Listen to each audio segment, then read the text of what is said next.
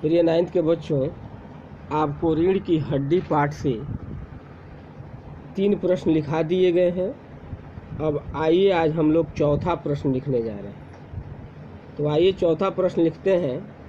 गोपाल प्रसाद विवाह को बिजनेस मानते हैं और राम स्वरूप अपनी बेटी की उच्च शिक्षा छिपाते हैं।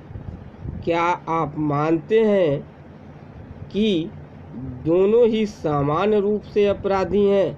अपने विचार लिखें। प्रश्नवाचक चिन्ह लगाइए। चौथा प्रश्न हो गया। अब चौथे प्रश्न का आप उत्तर लिखिए।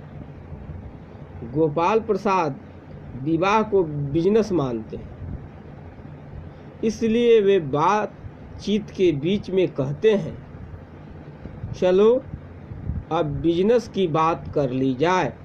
पूर्ण विराम। विवाह को व्यवसाय मानना पाप है। इससे मानव तथा मानवीय संबंधों की गरिमा कम होती है। पूर्ण विराम। व्यक्ति वस्तु में बदल जाता है। व्यापार शादी एक व्यापार या धंधा बन जाता है।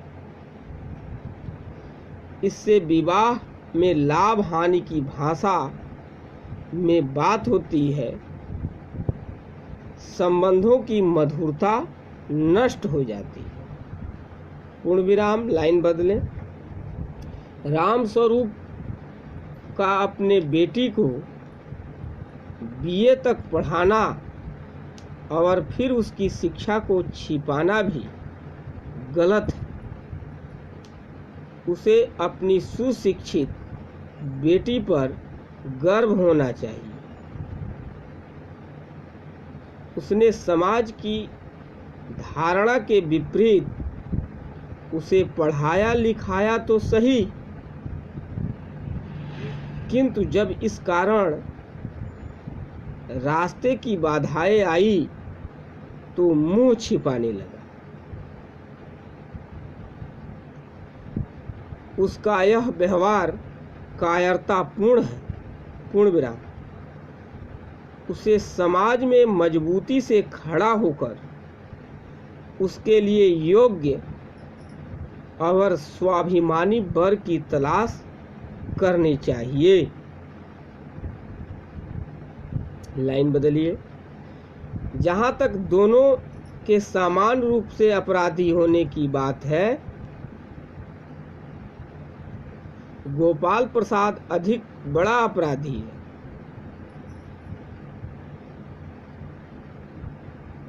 वहीं राम स्वरूप की मजबूरी फिर भी कम बुरी है।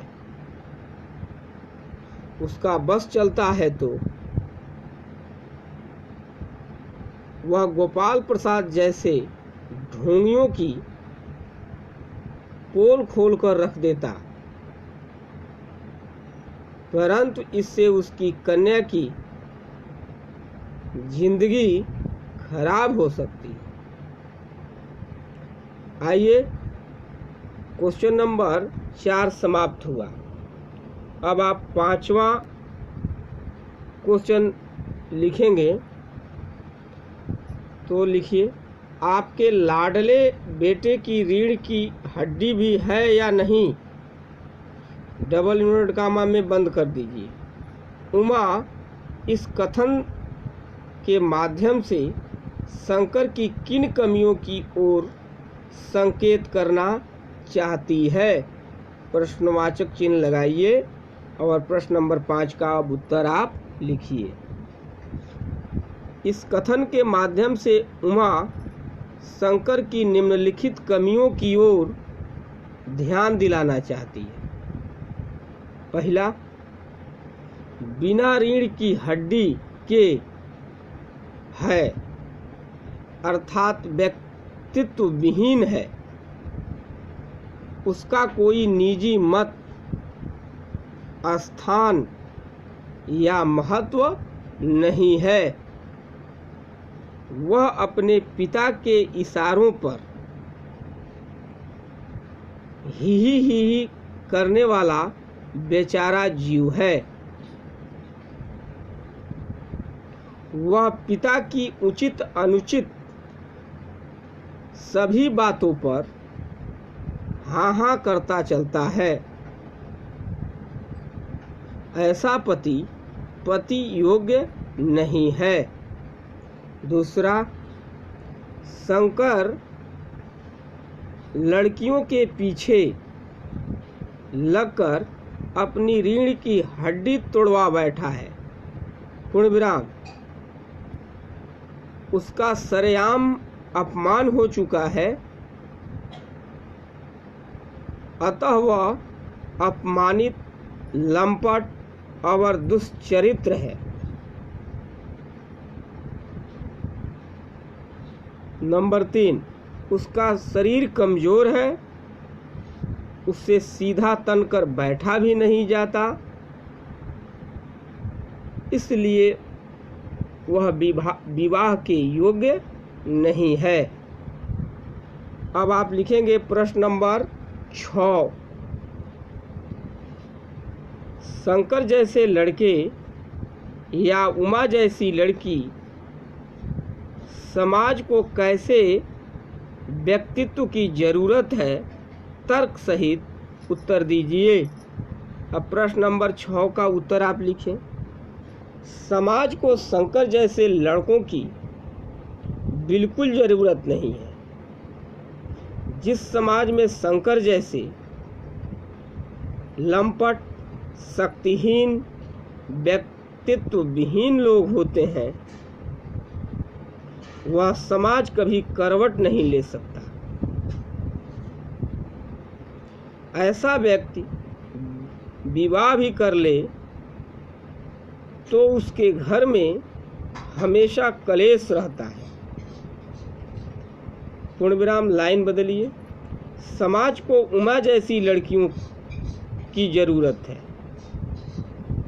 ऐसे बहादुर, निडर, स्वाभिमानी लड़कियां ही गोपाल प्रसाद जैसे अहंकारी लोगों को सबक सिखा सकती है। उमा सत्य और गुणवत्ता पर खड़ी है। वह प्रकाश है तो गोपाल प्रसाद अंधेरा।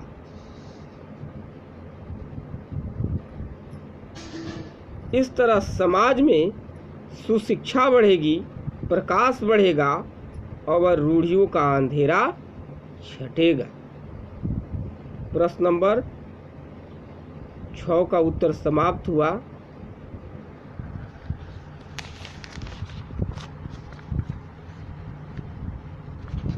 आज इतना ही, आगे कल लिखाया जाएगा।